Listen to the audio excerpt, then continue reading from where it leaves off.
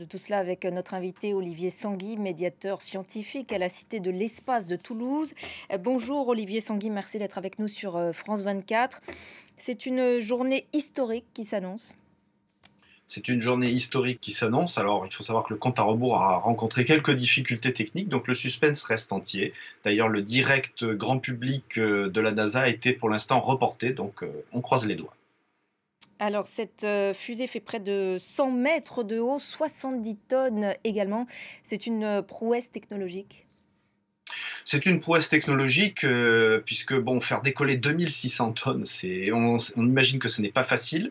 C'est un lanceur à l'ancienne, c'est-à-dire que ce n'est pas un lanceur récupérable, mais c'est aussi un lanceur extrêmement puissant. Il faut savoir qu'il va pouvoir envoyer 27 tonnes vers la Lune, donc notamment cette capsule et ce module de service européen. Et le but, c'est de faire un programme à long terme, c'est-à-dire pas juste aller sur la Lune, faire implanter drapeau, ramener quelques échantillons. C'est véritablement une notion durable que l'agence met en avant, c'est-à-dire faire des séjours prolongés, établir une base et aussi susciter l'envie parmi les jeunes générations de faire des études scientifiques et techniques. C'est un enjeu assez important. On le voit ici à la Cité de l'Espace, quand les jeunes visitent notre exposition sur la Lune, ils sont fascinés. Donc cet aspect de société est parfois un petit peu ignoré.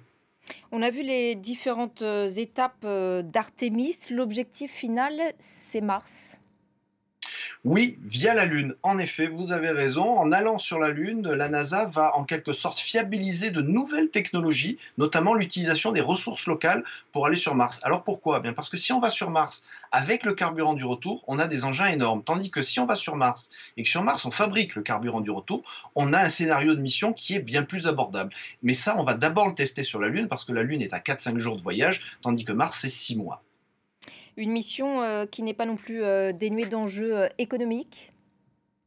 Oui, il y a toujours des enjeux économiques dans le spatial. Le lanceur SLS, par exemple, est fabriqué dans plusieurs États américains, donc il y a un soutien politique de ces États pour le programme. Et à plus long terme, de toute façon, la NASA veut créer une nouvelle économie du spatial, c'est-à-dire qu'elle veut que le secteur privé s'empare petit à petit d'une partie du spatial. Ça a commencé avec ce qu'on appelle l'orbite basse. Il y a eu quelques vols privés autour de la Terre faits par des opérateurs américains, dont SpaceX. Donc la NASA est là aussi pour favoriser une nouvelle économie.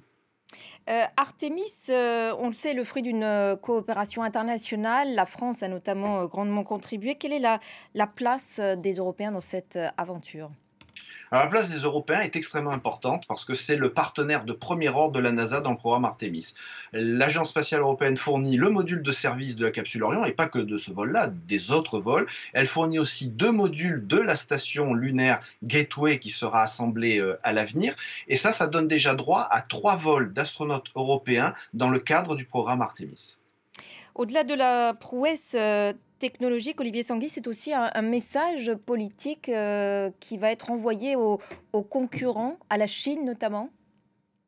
Oui, mais un message politique qui n'est pas comme lors de la guerre froide, hein, quand il y a eu la course à l'espace entre les États-Unis et l'Union soviétique.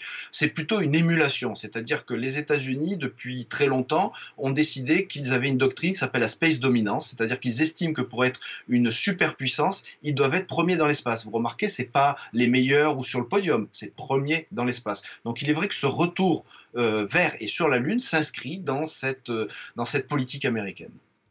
50 ans après Apollo, qu'est-ce que ça représente encore cette aventure lunaire dans l'imaginaire des gens? Ben, cette aventure lunaire est très présente dans l'imaginaire, hein. Comme je vous le disais tout à l'heure, les visiteurs de la Cité de l'Espace sont très intéressés par notre exposition. Et ce qui est aussi quelque part remarquable, c'est que les anciens, entre guillemets, voient Apollo qui recommence tout en comprenant que ça va être différent. Et les jeunes, eux, pour eux, ben, c'est leur exploration lunaire, celle de leur génération. Car le but, ce n'est pas juste d'aller sur la Lune, faire un peu de science, c'est véritablement d'avoir un programme scientifique ambitieux. Car comprendre la Lune, c'est aussi comprendre l'histoire de la Terre, hein. La Lune, c'est un morceau de terre arraché à notre planète il y a 4,5 milliards d'années. Merci beaucoup Olivier Sanguy pour votre